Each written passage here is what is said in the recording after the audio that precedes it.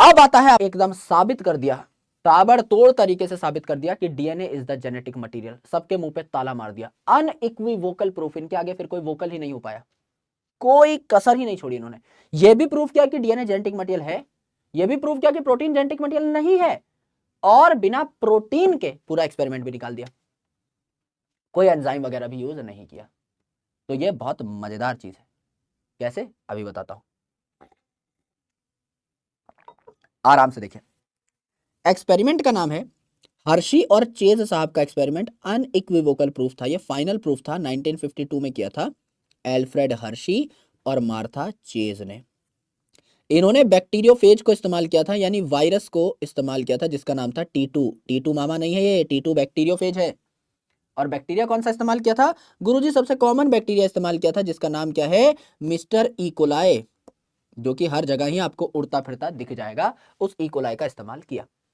अब ये जो एक्सपेरिमेंट था 1952 में हुआ, इसे ब्लेंडर्स एक्सपेरिमेंट कहते हैं, क्योंकि यहां पर ब्लेंडिंग मशीन का, मिक्सर का इस्तेमाल किया था इन्होंने, है ना। धनिया पुदीना की चटनी बना रहे थे, इन्होंने मिक्सर का भी इस्तेमाल किया था। कहा किया था मैं बताऊंगा। तो इन्होंने ब्लेंडर का इस्तेमाल किया था, तो ब्लेंडर्स एक्सपेरिमेंट इसे कहा जाता है। इन्होंने अनइक्विवोकल प्रूफ दिया था, यानी नॉन चैलेंजेबल, कोई आके बोल ही ना पाया आगे। सारी चीजें इतनी स्पष्टता से बता दी कि डीएनए जेनेटिक मटेरियल है कि इसके आगे कोई बोल ही नहीं पाया। हर्शी एंड चेज के आगे कोई बोल सकता है क्या? हर्शी चेज, हर्शी चेज के एक्सपेरिमेंट के आगे आज तक कोई कुछ नहीं बोल पाया है। उसके बाद ये डिबेट ही खत्म हो गई, उसके बाद ये वार्ता ही खत्म हो गई कि डीएनए जेनेटिक मटेरियल है कि नहीं, प्रोटीन जेनेटिक मटेरियल है कि नहीं। लड़ाई दंगा पंगा सब बंद कर दिया हर्शी और चेज ने। अपने एक एक्सपेरिमेंट को फेंक के मारा दुनिया के मुंह पे, सबका मुंह जो है बंद कर दिया, है ना। ये कर दिया। आराम से देखो, they selected a bacteria, bacteria की सिलेक्शन हो गई बिना पेपर दिए ही। बैक्टीरिया सिलेक्ट हो गया, इसको विश्वास ही नहीं हो रहा है। मेरा सिलेक्शन हो गया है, हाँ बेटा तुम्हारा सिलेक्शन हो गया है। और T2 वायरस का भी सिलेक्शन हो गया इस एक्सपेरिमेंट के लिए, बिना कुछ उखाड़े ही। तो यहाँ पर क्या हुआ, ये आपका बैक्टीरियोफेज है, ये इस बैक्टीरियोफेज का पॉलीहेड्रल हेड है, जो चैप्टर बायोलॉजिकल क्लासिफिकेशन में देखा था। ये मिडल पार्ट है, और ये आपके टेल फाइबर है, नीचे आपकी टेल है। करेक्ट है। यहां आपका डबल स्ट्रैंडेड डीएनए होता है, ये बैक्टीरियोफेज में डबल स्ट्रैंडेड डीएनए देखने को मिलता है।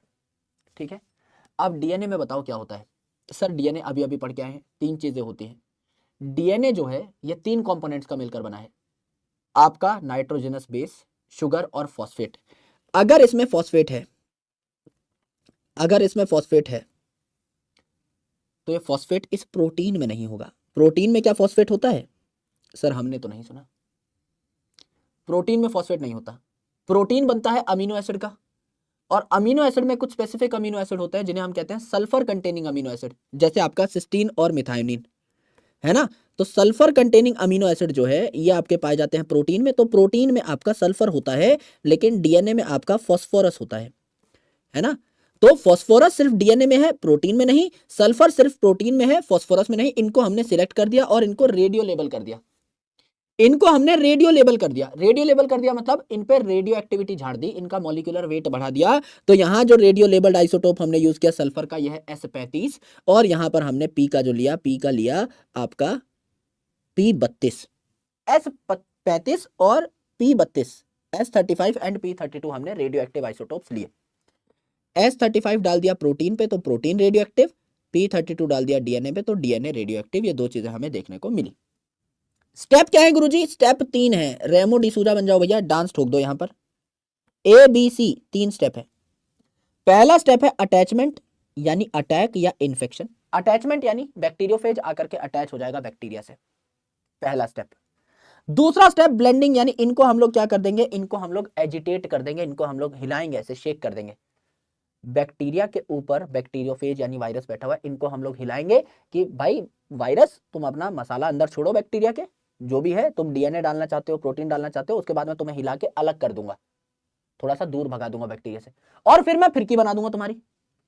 फिर मैं क्या कर दूंगा? सेंट्रीफ्यूगेशन। फिर मैं तुम्हारी फिरकी बना दूंगा गोल गोल। फिर मैं तुम दोनों को इतना सेपरेट कर दूंगा, इतना जुदा कर दूंगा कि तुम कभी आसपास भी ना आओ। मैं क्या करूंगा? सबसे पहले तुम्हें अटैच होने दूंगा। तुम्हें जो है सबसे पहले मैं अपने दिल से लगाऊंगा। बैक्टीरिया है, इसके ऊपर बैक्टीरियोफेज बैठा है, पहले मैं तुम्हें अपने दिल से जोड़ूंगा, तुम्हें अपने जीवन में जगा दूंगा। ये कहानी मेरी तुम्हारी नहीं है, लेकिन कहानी सुन के तुम्हें मजा बहुत आएगा। हो सकता है एक दो लौंडे रो भी पड़े कमेंट सेक्शन में। यस, मेरे भाई पहले मैं तुम्हें दिल से लगाऊंगा अटैचमेंट, फिर मैं ब्लेंडिंग करूंगा, थोड़ा सा तुम्हें परेशान करूंगा, अपने से हल्का सा दूर भेजूंगा, और फिर मैं तुम्हारे मुंह पे उड़ के लात मारूंगा, सेंट्रीफ्यूगेशन, बहुत दूर कर दूंगा। हैं गुरुजी, ये तो कहीं सुन सुनी हुई सी कहानी लग रही है। गुरुजी, गुरुजी ये तो कहीं सुनेली लग रही है। हाँ मेरे भाई, तुम्हारी मेरी बात नहीं है, मैं तुम्हारे मुंह पे लात थोड़ी मारूंगा यार, तुम इतने प्यारे हो, है ना, ऐसे कोहनी मुंह में डाल के ऐसे खोल दूंगा तुम्हारे मुंह में हाथ डाल के, है ना, लेकिन कहीं रिलेट तो कर पाए होंगे, है ना। पहले हम दोस्त बनेंगे, है ना, फिर मैं तुम्हें अपने से दूर करूंगा, फिर भाई एकदम आर पार की लड़ाई हो जाएगी, फिर मैं तुम्हारा मुंह भी नहीं देखूंगा।